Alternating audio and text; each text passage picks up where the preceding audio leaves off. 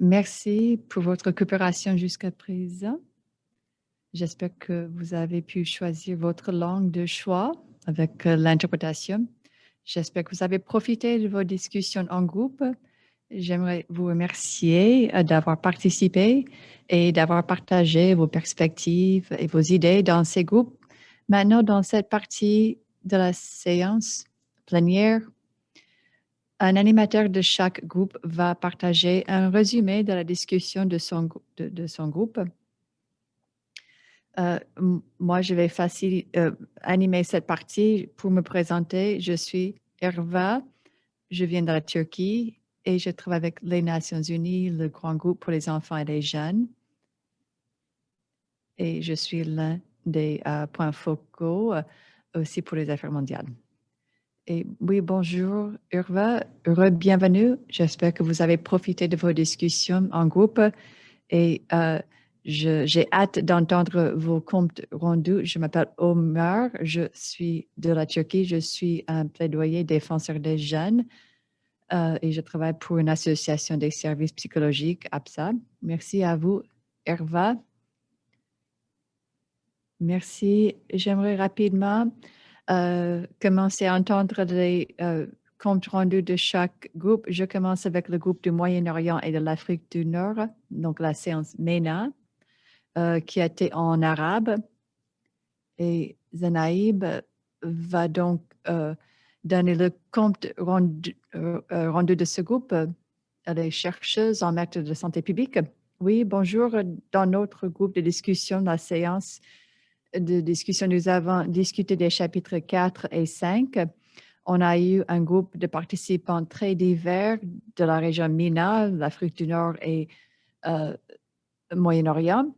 On a parlé des défis pour la mise en œuvre ou l'application des services SSR, manque de ressources et aussi les traditions dans la région et comment ceci amène à la crainte, des doutes et souvent la communauté a du mal à accepter les interventions de la communauté internationale.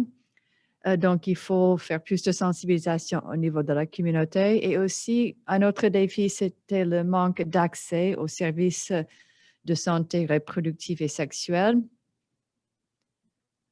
Souvent, le sujet est considéré comme un sujet tabou et il est donc difficile d'obtenir la permission des parents de pouvoir donner l'accès aux adolescents.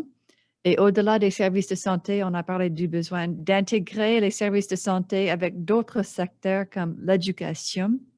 Par exemple, les enseignants pourraient aussi avoir un impact, pourraient influer sur les adolescents et pourraient les appuyer peut-être pour discuter des sujets liés à l'adolescence et la santé sexuelle et reproductive. On a parlé également de la pandémie actuelle et de l'impact de celle-ci sur les adolescents et le fait que le manque de politique a créé une situation où les adolescents n'étaient pas protégés.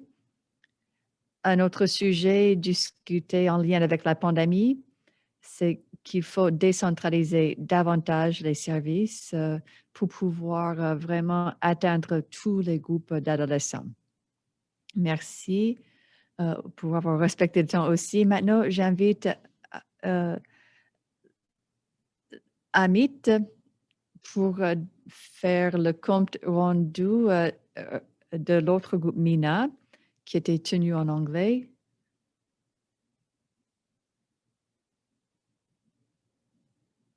Est-ce que vous m'entendez? Bonjour. Oui, on vous entend. Merci. Nous avons commencé notre discussion avec les questions SSR pendant les crises humanitaires et nous avons identifié le manque d'accès aux services, surtout les services de santé et de planification familiale. On a parlé également de la disponibilité des produits d'hygiène et aussi des questions d'accès à ces produits de santé sexuelle et reproductive. Nous avons aussi discuté de comment on peut utiliser la boîte à outils dans ses propres contextes et s'adapter cette boîte à outils au contexte différent dans chaque pays. Et nous avons aussi discuté du fait que cette boîte à outils va nous aider à adopter des approches plus holistiques.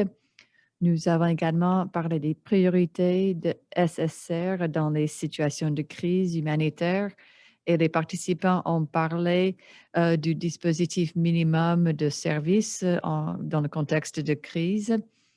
Et nous avons également discuté de comment les différentes parties prenantes pourraient contribuer pour identifier les besoins spécifiques des adolescents dans ces situations de crise et donc de commencer à offrir plus de produits, de services pour un ensemble plus complet au-delà du dispositif minimum. Et on a parlé aussi de cette approche holistique et de cette perspective et à quel point il est important d'adopter cette perspective holistique globale. On a parlé aussi de la coordination multisectorielle et l'importance d'aborder toutes ces questions croisées.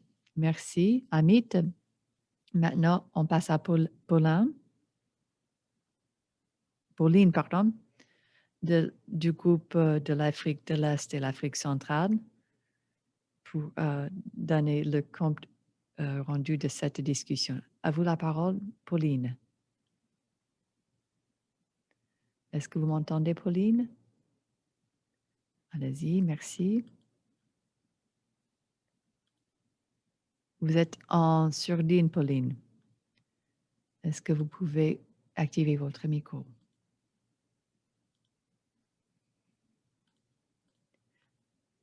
Voilà, on vous entend maintenant. Oui. Notre groupe a discuté chapitre 1 et chapitre 6. On a parlé des définitions d'adolescence, de la santé reproductive et sexuelle des adolescents. On a parlé également des services SSR et des interventions.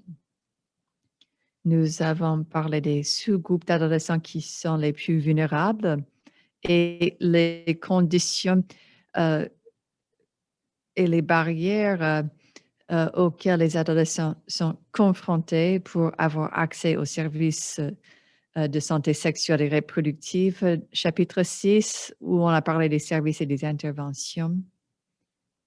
Nous avons parlé, l'interprète s'excuse, mais le son a été coupé. On a parlé des principes de renforcement des capacités du personnel SSR et des services disponibles pour les adolescents. Nous avons eu un groupe de participants qui travaillent avec les adolescents pour la plupart et ils ont dit que cette boîte à outils va être extrêmement importante pour leur travail et ils vont pouvoir donc mieux comprendre comment réagir et intervenir sur la base des groupes différents d'adolescents et des besoins précis de chacun. Merci. Pauline, il semblerait que vous ayez eu une discussion fort intéressante. Maintenant, je donne la parole à Audrey pour faire le résumé de la discussion dans son groupe de discussion. Merci. Pauline et moi, nous avons eu les mêmes chapitres, donc je vais simplement ajouter un peu à ce qu'elle a déjà dit. Chapitre 1, l'essentiel que nous avons souligné, c'est que la boîte à outils nous aide à donner plus d'informations aux chargés de programme, aux gestionnaires dans les contextes humanitaires et pour adapter ces interventions plus aux adolescents. Chapitre 6, on a parlé des 5 principes directeurs et les principes essentiels pour fournir des services appropriés, équitables et accessibles. Et les questions que nous avions pour tous les participants, on leur a demandé comment les organisations pourraient utiliser cette boîte à outils au sein de leurs organisations. Et la plupart ont dit qu'ils vont utiliser cette boîte à outils pour influer sur la politique, pour briser les barrières comme point d'entrée ou point de référence aussi pour guider également les campagnes de sensibilisation et d'éducation civique et aussi pour la planification FP 2020.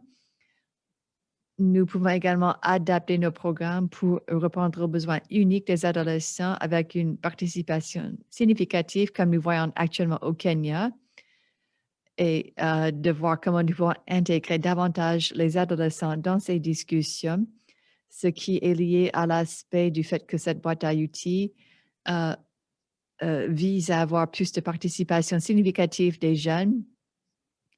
Et nous avons parlé également de l'élaboration des stratégies pour la programmation des activités, notamment dans les contextes humains et de crise ou d'urgence. Et aussi, on a parlé des défis liés à cette pandémie et cette crise humanitaire. On a parlé du confinement et du fait qu'on ne peut pas se déplacer pour aller aux établissements de santé et avoir accès aux produits ou services de santé reproductive. Je vais m'arrêter là. Oui, merci. Il semblerait que vous avez eu une bonne discussion dans votre groupe. Merci. Maintenant, on passe au 5e groupe de discussion, l'Afrique de l'Ouest et l'Afrique centrale, pour discuter de ce dont ils ont parlé. Che, euh, changement pour les adolescents au Cameroun, va nous faire le compte rendu. À vous la parole, Che. Merci. Est-ce que vous m'entendez bien? Oui, on vous entend. Très bien. Nous avons, nous avons eu une bonne discussion très élaborée. Nous avons discuté les chapitres 6 et 8. On a eu beaucoup de participants de l'Afrique centrale et de l'Ouest, donc les francophones, et on a discuté des services et des interventions communautaires, les liens multisectoriels. Nous avons également examiné les notes et orientations pour les gestionnaires et les chargés de programme, et on a eu une série de questions des participants. Je vais souligner quelques-unes de ces questions. Une question portait sur la mobilisation euh, de, ou la sensibilisation plutôt des parents. Et nous avons dit que ceci, si on utilise la boîte à outils, pour s'engager avec les jeunes de façon significative, il faut commencer déjà au niveau des communautaires, avec les parents, les centres de santé communautaires aussi. Donc, on a discuté du fait que si on commence au niveau communautaire, donc cela commence déjà avec les individus, les ménages, et ensuite les villages ou les communautés. Ensuite, nous avons discuté d'une question importante aussi, euh, à savoir, merci Che pour ce résumé. On aimerait pouvoir entendre plus, mais on aura des enregistrements aussi après. Donc, et on va pouvoir donc suivre toute la discussion après avec les enregistrements, mais on est presque au bout de notre temps. Donc, on doit passer au groupe suivant, donc notre animateur du Ghana.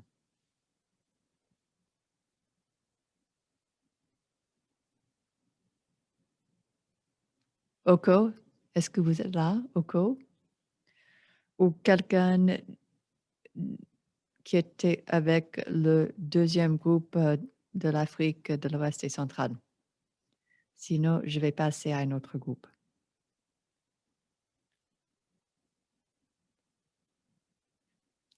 Oui, à vous, Oko.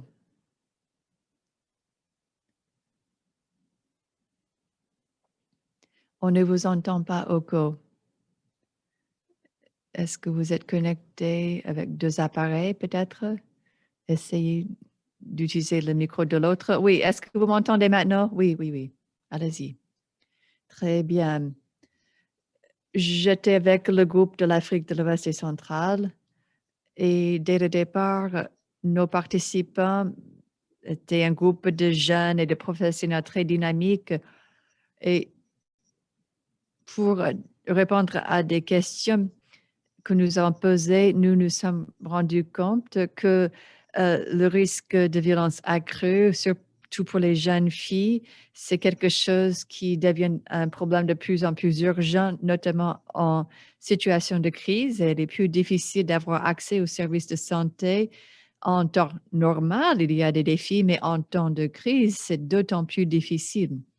Aussi, pour cette boîte à outils, on pourrait l'utiliser pour guider nos interventions dans les situations de crise humanitaire Et nos participants ont dit que cette boîte IoT, surtout les chapitres 6 et 8, vont les aider à pouvoir établir des stratégies pour s'engager davantage avec les jeunes filles et garçons pour avoir accès à ces services SSR.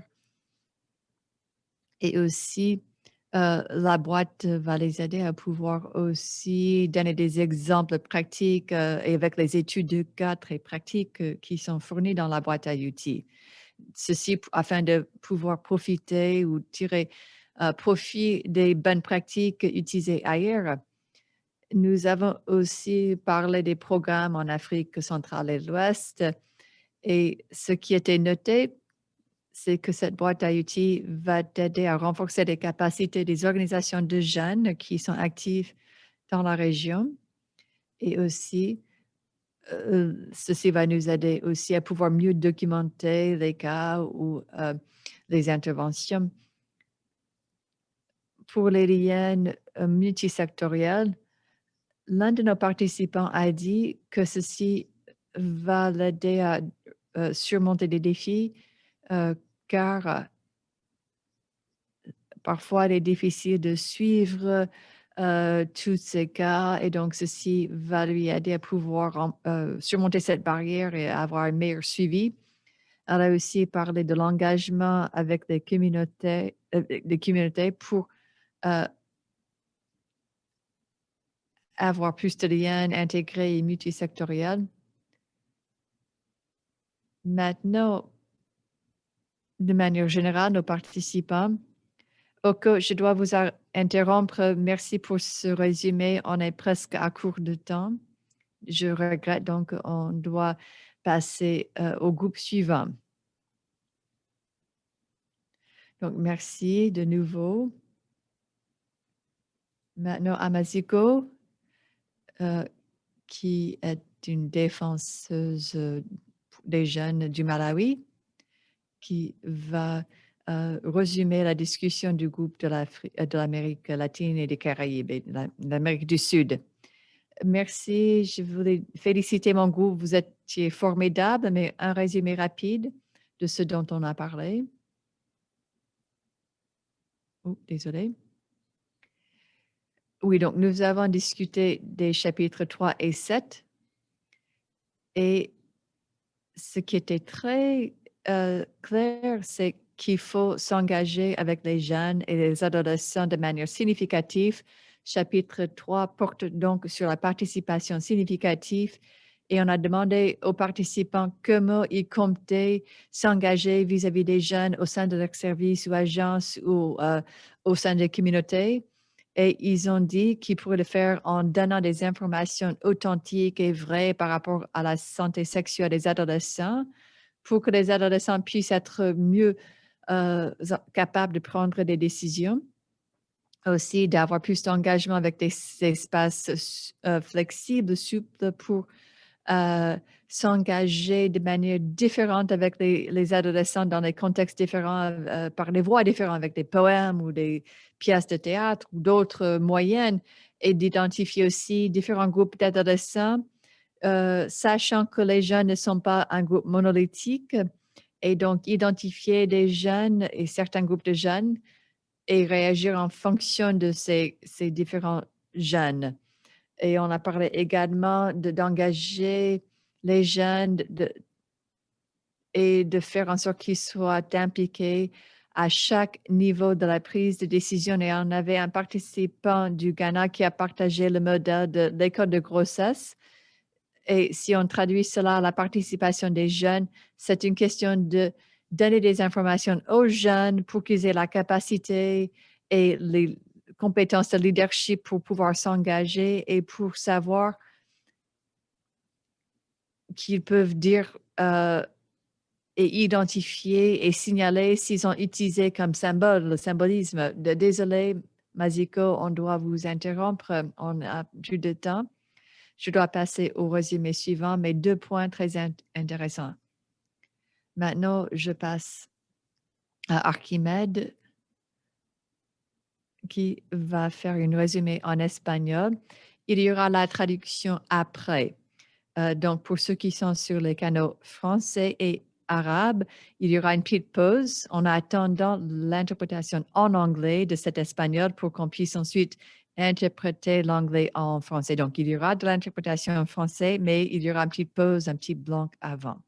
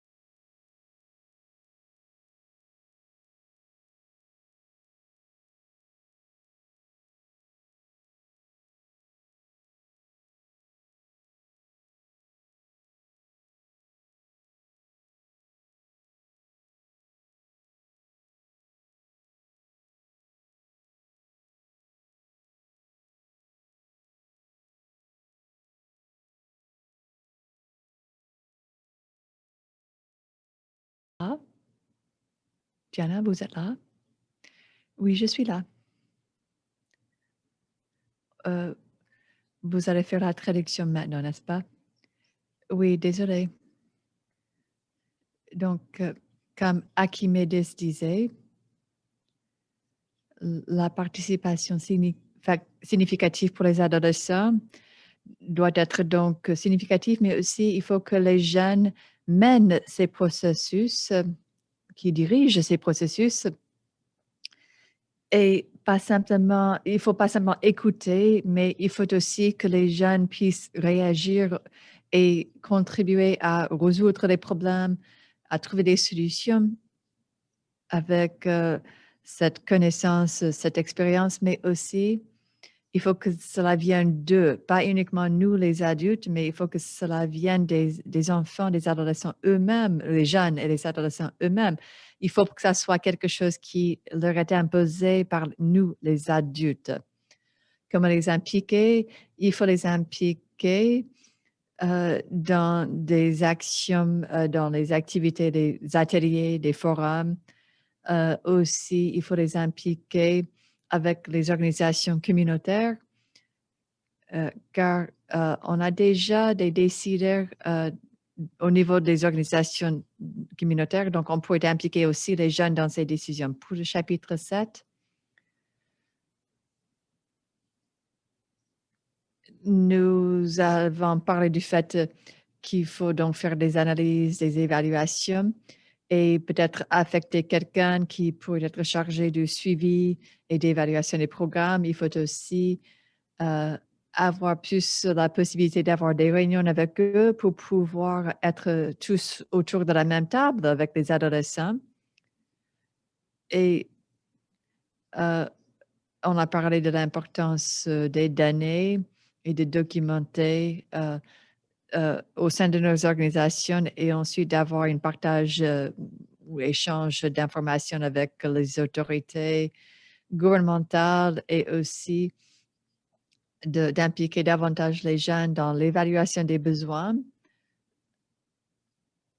pour avoir une meilleure compréhension du contexte ou de l'environnement dans lequel ils vivent.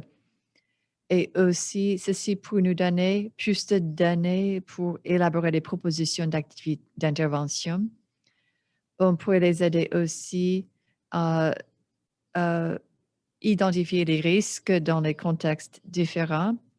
Nous encourageons notre équipe ou, ou les participants dans notre groupe à utiliser ces outils dans la boîte pour notamment élaborer une évaluation et comment donc élaborer ces évaluations et de manière respectueuse des adolescents. Voilà les messages clés que nous avons tirés de cette discussion. Merci, Diana, pour la traduction. Merci pour vos efforts de participation et de discussion dans vos groupes de discussion. J'ai bien aimé cette séance et c'était un plaisir d'animer la séance.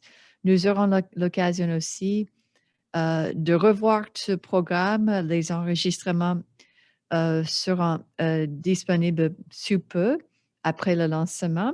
Maintenant à Anita pour clôturer la séance. Anita et Enas.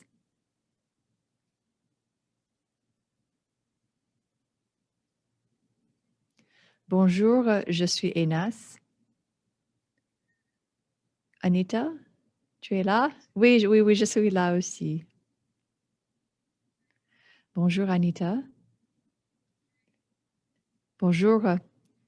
Donc, on commence la dernière partie, oui.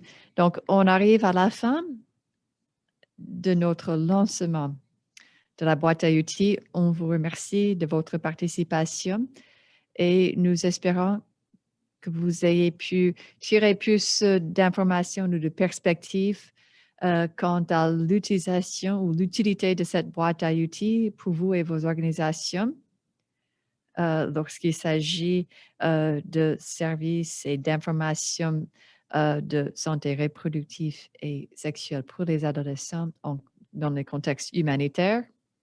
Oui, allez-y, ça va? Oui, donc c'était un grand plaisir de voir tout le monde et d'entendre vos discussions. Donc, on arrive à la fin de la séance. Je vous remercie. Merci à tout le monde et je remercie tous les participants d'avoir participé aussi activement dans les discussions. C'était vraiment un grand plaisir également de travailler avec nos animateurs, animatrices. Donc, un grand merci à nos co-animateurs et animatrices qui nous ont guidés dans ce lancement. Je remercie également le ministère des Affaires étrangères hollandaise euh, de nous avoir donné des fonds pour l'élaboration de cette boîte à outils. Je remercie également le groupe de travail interagence et le sous-groupe de travail et tous ceux qui ont contribué à l'élaboration de cette boîte à outils et évidemment l'étoile de cet événement, Katie. Merci, un grand merci à Katie et à toute l'équipe. Merci pour tous les efforts, Katie, que tu as déployés pour contribuer au succès de cet événement. Et merci à tout et à chacun. C'était formidable d'avoir ce lancement et nous aurons également un deuxième lancement le 27. Donc, à toi la parole, Katie. Merci. Merci Anas et merci à tous nos animateurs et animatrices, nos modérateurs, modératrices, tous ceux qui ont contribué au succès de cet événement, y compris toute l'équipe dans les coulisses qui a travaillé sur la logistique, l'enregistrement, Je voulais aussi vous rappeler rapidement que toutes ces séances ont été enregistrées et seront disponibles sur YouTube après le lancement. Là, il y aura également des copies de la boîte à outils en français, en arabe et en espagnol bientôt. On va vous signaler lorsque ces versions linguistiques seront disponibles. Et je remercie également le groupe de travail Interagence IWAG. Nous avons des appels mensuels et toute personne pourrait se rejoindre à ce groupe. Donc, on vous encourage, si cela vous intéresse, vous pouvez m'envoyer un email.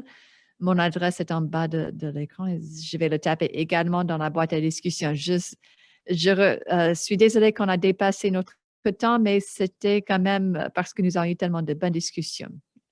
Merci et au revoir.